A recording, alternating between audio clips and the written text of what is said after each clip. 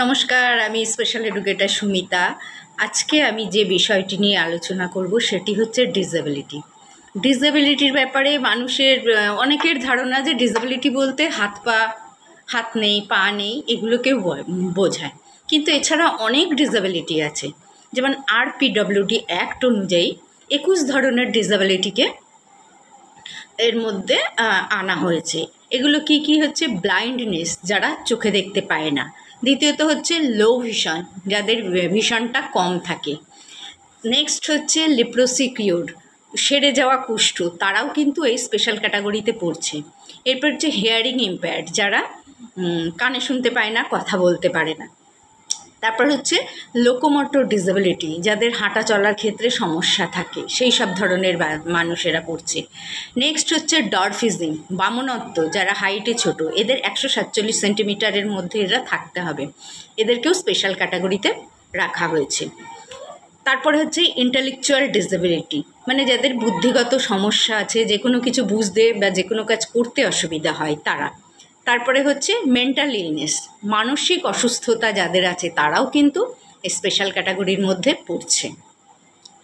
এরপর হচ্ছে autism spectrum disorder. Autism হচ্ছে এইসব বাচ্চারা নিজের জগতে থাকতেই ভালোবাসে, এরা বন্ধুত্ব করতে পারে না, এই ধরনের বাচ্চারা। তারপরে হচ্ছে সেরিব্রাল পলসি, ব্রেনে আঘাত খাওয়ার ফলে হাঁটা চলার ক্ষমতা নষ্ট হয়ে যায় বা কমে যায়, এই ধরনের যারা আছে। এরপরে হচ্ছে মাস্কুলার ডিস্ট্রফি, যাকে মায়োপ্যাথি বলা হয়, অর্থাৎ মাসেলগুলো শুকিয়ে যায়, পরে আস্তে আস্তে হাঁটতে চলতেও এদের অসুবিধা হয় এরা।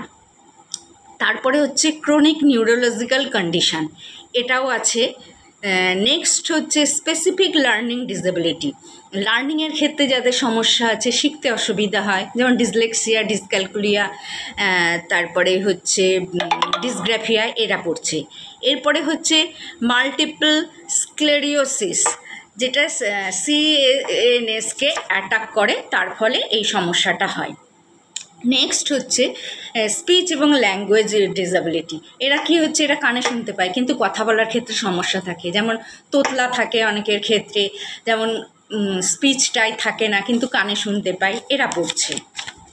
নেক্সট হচ্ছে থ্যালাসেমিয়া। থ্যালাসেমিয়াটা এখন অনেকেই জানে, এদের হচ্ছে রক্ত সংক্রান্ত ব্যাপার, এইগুলো রক্ত দিতে হয়।